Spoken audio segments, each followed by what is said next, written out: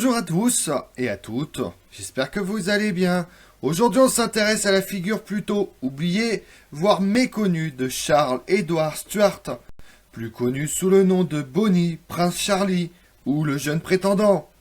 Dans la longue lignée des Stuart, Charles-Édouard Stuart incarne à la fois l'héritage tragique et l'espoir d'une dynastie perdue. Il occupe une place singulière dans l'histoire de la Grande-Bretagne et de l'Europe au XVIIIe siècle. Héritier des Stuarts, prétendant au trône d'Angleterre, d'Écosse et d'Irlande, rien que ça.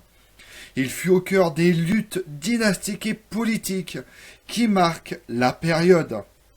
Sa vie marquée par l'exil, l'espoir, la tragédie continue de fasciner.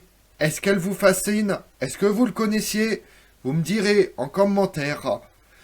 Mais pour l'instant, partons ensemble sur les traces de Charles-Édouard Stuart. La fin du XVIIe et le début du XVIIIe siècle en Grande-Bretagne sont marqués par d'intenses bouleversements. L'éviction de Jacques II lors de la Glorieuse Révolution 1688 provoque l'ascension de la maison de Hanovre et l'établissement d'une monarchie constitutionnelle protestante sous l'autorité de Guillaume III d'Orange. Les partisans des Stuarts, appelés jacobites, refusent de reconnaître cette nouvelle dynastie et des soulèvements éclatent régulièrement en Écosse et en Irlande. Les tensions religieuses exacerbent les divisions, tandis que de nombreux Écossais rêvent d'indépendance face à Londres. C'est dans ce climat tourmenté qu'est élevé Charles-Édouard Stuart, héritant à la fois d'un passé glorieux et d'un avenir incertain. Né à Rome le 31 décembre 1720, Charles-Édouard Stuart grandit à la cour en exil de son père, Jacques-François Stuart, connu comme le Vieux Prétendant. Dès le plus jeune âge, il baigne dans une atmosphère imprégnée d'histoire de reconquête et d'un profond attachement à la culture écossaise. Il reçoit une éducation de prince européen où se mêlent humanité, science, langue et formation militaire. Ses précepteurs, souvent d'anciens partisans jacobites, veillent à lui inculquer les valeurs de fidélité, bravoure, justice. Dès l'adolescence, Charles-Édouard Stuart s'illustre par son intelligence vive, son charisme, sa détermination farouche à restaurer l'honneur familial. Figure romanesque, passée à la postérité sous le nom de Bonnie, le beau prince Charlie, Charles-Édouard Stuart est l'homme d'une époque malheureuse, le dernier soulèvement jacobite d'Écosse contre le pouvoir britannique en 1745-1746. Fils aîné de Jacques-François-Édouard Stuart, petit-fils du roi d'Angleterre et d'Écosse, Jacques II Stuart, chassé par la Glorieuse Révolution de 1688, il naît à Rome en 1720. Son enfance est celle d'un exilé sur les épaules duquel reposent les espoirs d'une restauration de la branche aînée des Stuart.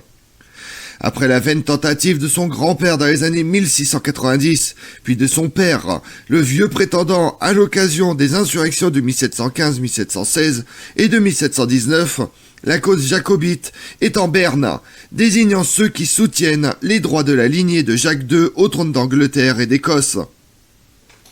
Élevé dans la foi catholique, qui a fait valu à son grand-père de monter sur le trône, Charles-Édouard Stuart se signale par un caractère volontaire qui fait merveille dans ses premières actions militaires en Italie au service de l'Espagne. Partout dans la diaspora jacobite d'Europe, l'espoir renaît d'un nouveau champion pour sa cause. C'est alors, au milieu de la Seconde Guerre de 100 ans, commencée par la guerre de la Ligue d'Augsbourg en 1688 et achevée en 1815 sur la plaine de Waterloo, que frappe le destin. La guerre de succession d'Autriche 1740-1748 relance les hostilités interrompues pendant 30 ans entre la France et l'Angleterre. Dans ce conflit, la première cherche une victoire rapide grâce à une invasion surprise de la seconde. Un groupe de seigneurs écossais, du douteux Lord Lovat au respecté Donald Cameron de Lochiel, propose à Louis XV une insurrection en Écosse. Si le monarque français y envoie des hommes. Apprenant le projet, Charles-Édouard Stuart accourt de Rome et passe en France au début de 1744 pour prêter main forte. Son arrivée à Dunkerque le 25 février ne sert à rien. Une tempête annihile tout projet de débarquement. Le jeune Charles-Édouard Stuart, dernier rejeton de tant de rois et de tant d'infortunés, comme le disait Voltaire, va essayer de mettre un terme à la fatalité qui depuis 300 ans s'est abattue sur sa maison. Dans une ultime tentative pour chasser l'usurpateur des 3 royaumes de Grande-Bretagne, depuis 1 an, la famille occupe cette demeure située au cœur de Rome, surnommée parfois le palais Stuart, elle est gracieusement louée pour eux par la chambre apostolique. Les Stuarts sont en effet exilés en Italie depuis que le grand-père de Charles-Édouard Stuart, James II d'Angleterre et d'Écosse, a été chassé du trône en 1688 lors de la Glorieuse Révolution. Leurs partisans, les Jacobites, soutiennent le retour au pouvoir de la dynastie catholique des Stuarts. Mais cet usurpateur a été appelé par ses propres sujets contre la réputation d'absolutisme des Stuarts. Presque exclusivement écossaise, l'entreprise de Charles-Édouard Stuart marque le début du crépuscule d'un monde gaélique indépendant. Mais il offre paradoxalement à l'imaginaire celtique un pan important de sa mémoire et l'un des ferments de son identité. Charmé par cette terre septentrionale, faite de brumes et de rochers, aux côtés de son frère cadet Henri Bénédicte, né en 1725, le prince Charles-Édouard Stuart, grandit dans un cadre privilégié. Dès son plus jeune âge, il bénéficie d'une solide éducation. S'il maîtrise déjà parfaitement l'anglais, sans une pointe d'accent, il apprend également le français et le latin. Il est aussi initié à la chasse et à la musique et à la maîtrise des armes. Il faut remonter au XVIIe siècle pour comprendre les ressorts des événements qui ont fait trembler le pouvoir anglais dans les années 1740. En 1688, la Glorieuse Révolution renverse le souverain Jacques II, dont le catholicisme et surtout les tendances absolutistes avaient fini par excéder des Anglais majoritairement passés à l'anglicanisme et partisans d'une monarchie mixte, accordant tout son rôle au Parlement. Contraint d'abandonner le trône à son gendre Guillaume d'Orange, le roi déchu se réfugie en France où il mourra après avoir échoué à reprendre pied en Irlande. Son fils, le vieux prétendant, reconnu par Louis XIV comme James III, tentera à son tour mais sans succès de récupérer son trône en 1708, en 1715 et en 1719. Mais il comprend que si les monarques catholiques le reconnaissaient roi dans les faits, tous s'accommodent de la nouvelle dynastie britannique de Hanovre. Il se retire à Rome, et c'est là que son épouse, la princesse catholique polonaise Clémentine Sobieska, petite fille de Jean III de Sobieski, roi de Pologne, lui donne un héritier en 1720. En 1745, le sort du prétendant aux 3 couronnes d'Angleterre, d'Écosse et d'Irlande se joue en partie en Bretagne, avec de nombreux exilés irlandais, qui doit appuyer la révolte jacobite. Antoine Walsh, membre influent de la communauté irlandaise de Nantes, qui a mis sa fortune au service de la cause jacobite. La mort de l'empereur Charles VI le 20 octobre 1740 ravive les tensions entre catholiques et protestants. L'idée qui germe depuis quelque temps dans la tête de Charles-Édouard Stuart se fait alors de plus en plus tenace. En effet, le prince, surnommé le jeune prétendant, est décidé à récupérer le trône qui revient à son père. Pour Charles-Édouard Stuart, le roi George II, issu de la dynastie des Hanovre, usurpe le pouvoir. 3 ans plus tard, James Francis Edward Stuart fait de son fils le prince régent. Ce dernier peut ainsi agir au nom de son père. En 1744, Charles-Édouard Stuart prend la direction de la France, espérant rallier un peu plus à la cause de la maison Stuart en vue d'obtenir des troupes pour envahir l'Angleterre et ainsi réinstaller sa famille sur le trône. En dépit de ses attentes, quelque peu ambitieuses, le jeune homme parvient à obtenir une flotte française. Mais entre une forte houle et un ciel déchaîné, les éléments ne sont pas de son côté, et Charles-Édouard Stuart connaît cette année-là son premier échec majeur. L'aventure de Charles-Édouard Stuart débute le 9 janvier 1743, quand il quitte sa résidence de Rome. La vieille famille royale écossaise compte encore nombre de partisans dans les Highlands. Depuis l'acte d'union de 1707, la situation est loin d'être apaisée. Même si dans les Lowlands, les Jacobites sont minoritaires, tout particulièrement à Édimbourg et à Glasgow, où la bourgeoisie marchande profite de l'expansion commerciale britannique. De leur côté, en choisissant un souverain de confession catholique, les Irlandais espèrent sortir de la marginalité où les ont plongés les Anglais. Conscient de l'opportunité qui s'offre à lui, Charles-Édouard Stuart s'échappe au début de l'année 1744 durant une partie de chasse dans la campagne romaine pour rejoindre Paris au terme d'une chevauchée rocambolesque. Louis XV refuse de recevoir cet hôte gênant qui se fait appeler le baron Ronfrid ou encore le chevalier Douglas pour tromper les espions de Londres. Mais en dépit des réticences de certains ministres, une flotte est rassemblée à Dunkerque et s'apprête à traverser la Manche. Elle doit conduire les soldats que les jacobites anglais attendent comme condition préalable à tout soulèvement général. Une tempête réduit à néant le projet de débarquement. C'est finalement par l'intermédiaire de jacobites irlandais que Charles-Édouard Stuart entre en contact avec des armateurs nantais qui l'aident à monter une expédition privée qui ne reçoit ni le soutien du roi ni l'aide du prétendant. Si le dernier des Stuarts bénéficie de la bienveillance mesurée de Louis XV, accaparé par la guerre de succession d'Autriche et de l'or espagnol, il doit surtout compter sur ses partisans pour armer et financer son expédition. Pour l'historien James McCartney, il s'agit d'une entreprise privée à l'insu des pouvoirs publics. Dans une société britannique démilitarisée, seuls les clans écossais gardent un potentiel militaire autonome. En Bretagne, les jacobites s'activent avec des réunions au manoir de la Plaisancière, qui appartient à l'armateur Guillaume Groux, ce dernier très lié au clan irlandais, ayant épousé en 1740 Anne O'Shield, fille aînée de Luc O'Shield, troisième fortune irlandaise de Nantes.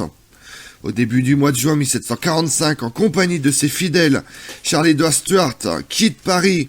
Arrivé en Bretagne, le prince rencontre ses partisans au cours d'une réunion secrète où sont réglés les derniers préparatifs de départ. Parmi ces 7 partisans arrivés discrètement par Saint-Nazaire, on compte 2 Écossais, fins connaisseurs des routes maritimes menant aux îles Hébrides. Le 23 juillet, après de multiples péripéties, le prince débarque sur l'île Ereke, dans les Hébrides extérieures. Au fil des semaines, l'armée jacobite grossit. Le 19 août, l'étendard royal est hissé devant 3000 Highlanders. Le 23 septembre, contre toute attente, les jacobites écrasent l'armée de George II à Prestonpans. Dès le mois de septembre, l'armée jacobite s'empare d'Édimbourg avant d'enfoncer les lignes hanovriennes par une folle charge des Highlanders. Ces premiers succès poussent Louis XV à reconsidérer avec intérêt l'entreprise de Charles-Édouard Stuart, qu'il s'engage à soutenir dans le traité de Fontainebleau, sans pour autant aborder la question précise de la restauration des Stuarts. Mais c'est au sein même de l'armée jacobite qu'apparaissent les premiers désaccords. George Murray voudrait assurer les positions en Écosse qui, loin d'être homogène, n'est pas entièrement acquise. De profondes différences séparent les Highlanders et tous les jacobites ne sont pas prêts à hasarder leur vie et leur fortune sur des espérances incertaines. Ils aimeraient par ailleurs se contenter de l'indépendance de l'Écosse. Charles-Édouard Stuart a en effet promis de revenir sur l'acte d'union de 1707. Mais le prince ne semble penser qu'à Londres, sur laquelle il voudrait déjà fondre, convaincu de l'infaillibilité offensive de ces quelques Écossais. Sa terre ancestrale n'est qu'une étape, un point d'appui dans le dispositif de reconquête plus vaste qui englobe tout l'héritage auquel il peut prétendre. Il finit de justesse par emporter l'adhésion de ses partisans, en les assurant de l'imminence d'un débarquement français en Angleterre. La descente vers le sud peut donc continuer. Les jacobites avancent vite, sans jamais se faire intercepter par les troupes anglaises désemparées par la rapidité de leur progression. Mais à 200 km de Londres, à Derby, alors qu'aucun débarquement français ne vient confirmer les promesses du prince, les chefs de clan refusent de pénétrer plus loin en Angleterre, alors qu'Édimbourg a déjà été reprise par l'ennemi. Humilié par les siens, abandonné par les Français, Charles-Édouard Stuart est bien obligé de faire marche arrière vers l'Écosse. Les jacobites ne sont pas inquiétés dans leur retraite vers le nord et remportent même encore la bataille de Falkirk. Mais c'était sans compter la prise en main par le duc de Cumberland, le fils même du roi de la petite armée hanovrienne, et son arrivée aux abords d'Ivreners, où stationnent un temps les rebelles. Conscients du rapport de force défavorable, certains préconisent un repli dans la montagne. Mais Charles-Édouard Stuart opte pour l'affrontement immédiat à Culloden. Des erreurs tactiques, le terrain marécageux, impropre à la charge offensive des Highlanders, qui deviennent les cibles de l'artillerie adverse, expliquent la terrible défaite du 16 avril 1746, qui sonne non seulement le glas de la cause jacobite, mais aussi l'aube d'une sombre époque de l'histoire écossaise. Rapidement, les troupes se dispersent pour rejoindre leurs terres par peur des terribles représailles qui vont s'abattre sur la région. Le boucher Cumberland achève impitoyablement les blessés de Culloden.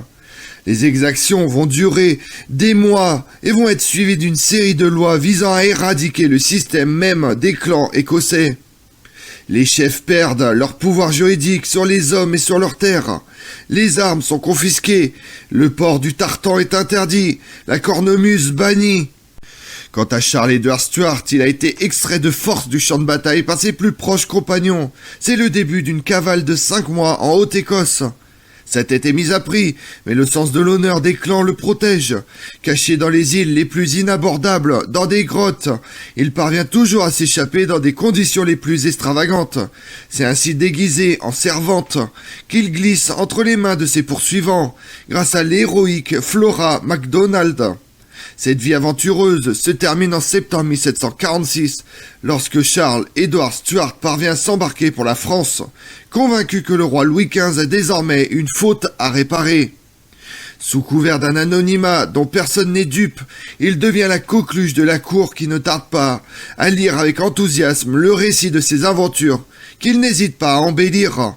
Mais le souverain français qui cherche dans le même temps à négocier avec l'Angleterre pour mettre un terme à la guerre de succession d'Autriche n'a rien à lui offrir et supporte de plus en plus mal les frasques et les liaisons du jeune Stuart.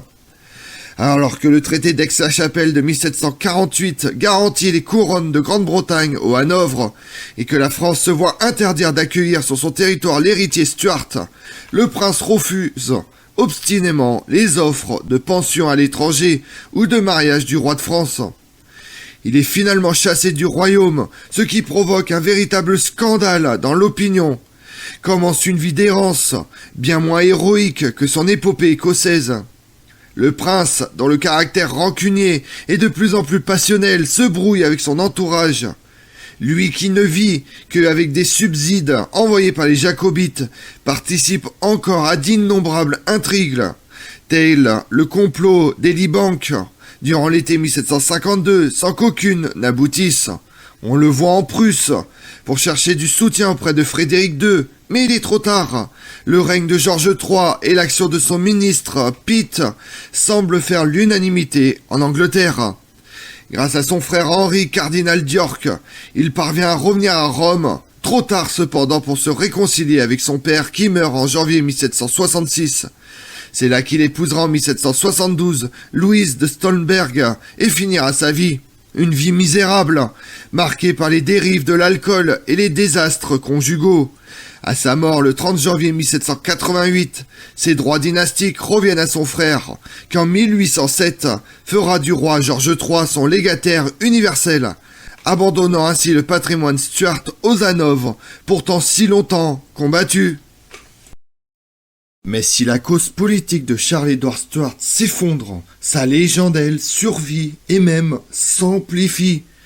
Il inspire poètes, romanciers, musiciens, à commencer par Sir Walter Scott, qui contribue à façonner le mythe du prince romantique et malheureux.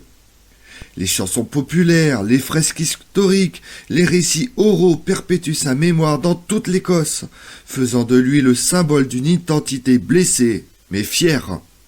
À travers les siècles, il devient le héros de la résistance, le champion des causes perdues, la figure tutélaire d'un nationalisme écossais renouvelé.